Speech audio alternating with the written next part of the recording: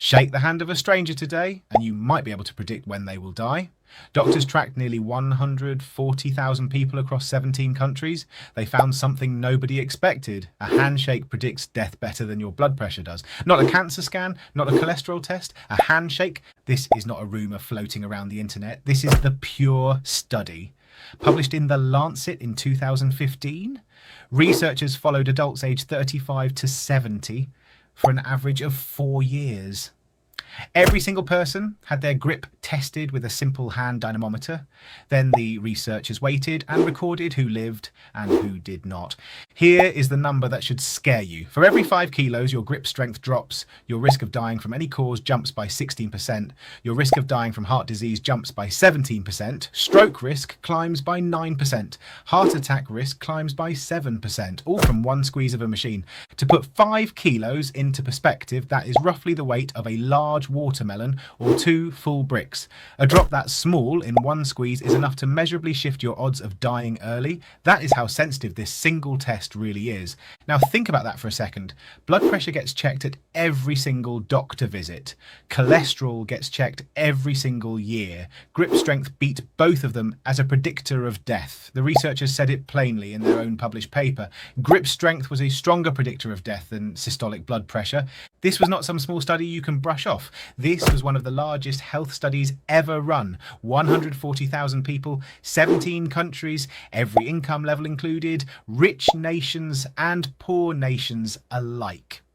The pattern held everywhere researchers looked. Rich or poor, city or village, a weak grip meant a shorter life. And it gets worse. A massive analysis combined 42 separate studies covering more than 3 million people worldwide. Same result over and over. Every 5 kilo drop in grip strength, 16% higher risk of death from any cause. Now look at the extremes. Men in the weakest fifth of grip strength were more than twice as likely to die compared to the strongest men. Women in the weakest fifth had it even worse, at more than double as well. A separate study using American health data called NHANES tracked adults across the United States over time and found the same pattern right at home. For men, every 5 kilo drop in grip strength was linked to a 36% higher risk of dying from any cause. For women, that number was 49%. This was not just a pattern from studies overseas, it was showing up in American test subjects too. So why would your hand know something your doctor might miss? Because your grip is not really about your hand at all. Your grip is a readout of your entire body. It reflects your muscle mass, your nervous system, your heart and your lungs, all firing together in one single squeeze. Think of a dynamometer as a lie detector for your biological age.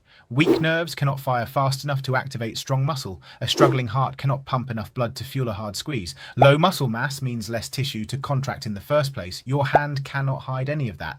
This has nothing to do with having naturally large hands either. 2 men with the exact same hand size can have very different grip strength, depending purely on how much muscle and nervous system training they have behind that squeeze. Grip strength is not genetics deciding your fate. It is trainable just like every other muscle in your body. That is why doctors now call grip strength a biomarker of aging. Not a hand measurement, a biomarker of aging.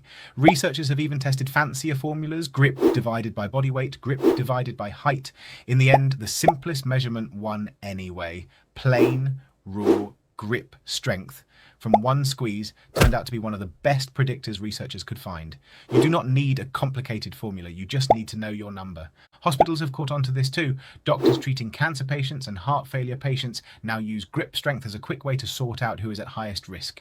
A patient who develops a serious illness with a weak grip is far more likely to die from that illness compared to a patient with the same diagnosis and a strong grip. Your hand becomes part of your prognosis. Your brain is not safe from this either. In a large UK biobank study, people with the weakest grip strength had a 72% higher risk of developing dementia compared to people with the strongest grip. Their risk of dying from dementia was 87% higher. A weak hand may be one of the earliest warning signs of a struggling brain, long before memory loss ever shows up. For men specifically, there is another piece to this puzzle. Grip strength is closely tied to testosterone, and testosterone naturally drifts downward with age.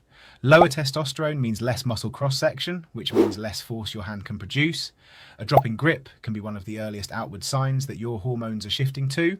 Here is the part that should hit home if you are a man. Researchers followed more than 1 million Swedish men, tested at age 16 to 19 for 24 years straight. The strongest teenagers had a 20 to 35% lower risk of dying before age 55 from any cause, and from heart disease specifically. Strong teenagers were even 20 to 30% less likely to die by suicide. Strength at 18 was still protecting these men decades later, long after they had left their teenage years behind. This is not only about adding years to your life either, it is about what those years look like. A strong grip means carrying your own groceries at 70, playing with your kids without getting tired, opening a jar without asking for help, getting up off the floor without thinking twice. Grip strength is functional independence, measured in kilos. So when does grip strength actually start slipping away? It peaks in your early 30s. After that, it is a slow slide, dropping roughly 1 to 3% every single year. One large analysis broke this down by decade, using strength at age 50 as the baseline. By age 60, men had already dropped to about 93% of that number. By age 70, it was down to roughly 84%. By the time you hit 65, without any training, you could lose 20 to 30% of your peak strength overall. That decline speeds up even faster after age 50. This is not just your hand getting tired faster. Muscle loss with age has a name, sarcopenia, and it can start as early as your 30s. Most people lose 3 to 5% of their muscle mass every decade after 30. After 60, that loss can double. Your grip strength is simply the easiest place to watch it happening in real time. This decline is not just a number on a chart either. It is tied directly to falls. Research on sarcopenia found that people losing muscle mass faced more than double the risk of a fracture from a fall. A weak grip today can mean a broken hip tomorrow, and a broken hip after 65 comes with its own sharp rise in mortality risk. A full blood panel takes time, money, and a lab visit. A body scan costs even more. Grip strength testing needs almost nothing. A cheap dynamometer, or even just your own two hands around a heavy bar, and you have a test that outperforms plenty of expensive medical screening at predicting your future. So let us recap what the data actually shows. A weak grip predicts death better than blood pressure. It predicts heart attacks, strokes, and dementia. It starts fading in your 30s, and by 65, it could be a third weaker than its peak if you do nothing about it. That sounds bleak. Here is where it turns around. Here is the part nobody tells you. Grip strength and the muscle behind it responds to training at any age. This is not fixed. This is not a life sentence. Your grip strength today is not your grip strength forever unless you let it be. So how do you know where you actually stand? Clinics use a tool called a hand dynamometer, and the guideline is specific.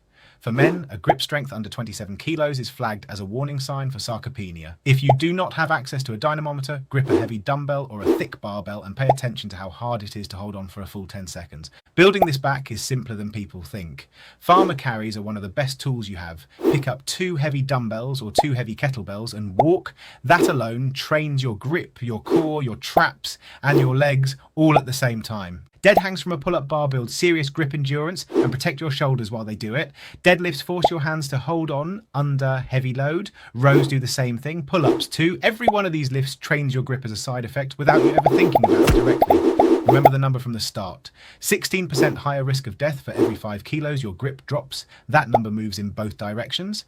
Build your grip back up, and you are not just building a stronger hand. You are building a stronger nervous system, a stronger heart, and more years on the clock. Your handshake is not just a greeting, it is a snapshot of how long you might live. So the next time someone shakes your hand, ask yourself a question. What is my grip telling them right now? Then go do something about the answer. If this changed how you think about strength training, follow along for more science-backed breakdowns like this one. Your body is talking to you every single day. The lesson today was sitting right there in your hands, literally. Go find something heavy right now and pick it up. Your future self is quite literally counting on it.